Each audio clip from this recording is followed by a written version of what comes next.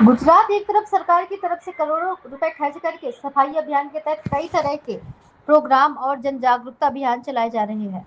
वहीं झलोद नगर के तालुका पंचायत ऑफिसर के सामने स्थित पवित्र ओमकारेश्वर महादेव मंदिर के पीछे की हालत प्रशासन के काम काज पर कई सवाल खड़े कर रही है, चूँकि अभी तक श्रावण का महीना चल रहा है।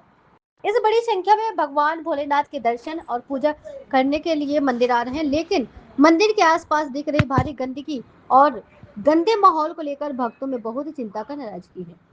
ओमकारेश्वर महादेव मंदिर के पीछे तालुका पंचायत के पुराने क्वार्टर अब पूरी तरह से टूटे फूटे और खंडर हो चुके हैं। घरों में खिड़कियां और दरवाजे भी नहीं है। कई जगह पर घर भी गिर चुके हैं, जिससे पूरा इलाका मलबे जैसा दिखता है।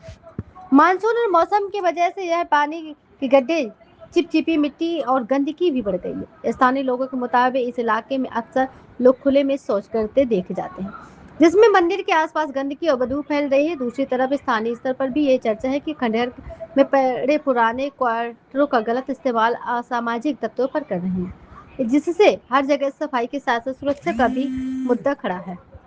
शहरवासियों का सवाल यह है कि सरकार का स्वच्छ भारत और स्वच्छ गुजरात के नारे के साथ कई कार्यक्रम करती है, वहीं तालुका पंचायत ऑफिस के ठीक सामने मौजूद पवित्र मंदिर के आसपास इतनी गंदगी क्यों दिखती है? क्या जिम्मेदार प्रशासन इस गंभीर समस्या का ध्यान नहीं दे रहा? भले श्रावण मास की बड़ी संख्या में भक्ति भगवान शिव के दर्शन के लिए आते हैं, लेकिन यह सवाल भी उठ रहा है, प्रशासन मंदिर की पवित्रता के हिसाब से साफ सुथरा माहौल बनाने में नाकाम क्यों रहा है? शहरवासियों की मांग की गई है कि ओमकारेश्वर मंदिर के पीछे और आसपास फैली सारी गंदगी तुरंत साफ की जाए।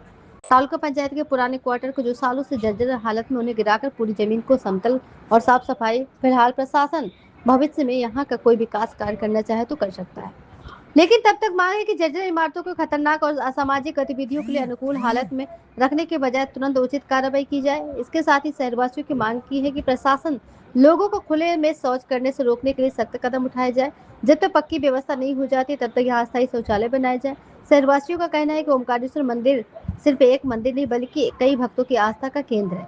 ये बहुत ही दुख की बात है जब यहाँ दर्शन और पूजन करने के लिए भक्तों की गंदगी, कीचड़ और बदबू से गुजरना पड़ता है। खासकर सावन के महीने में प्रशासन को अब कागजों पर सफाई अभियान से आगे बढ़कर मौके पर देखने वाली कार्रवाई करनी चाहिए।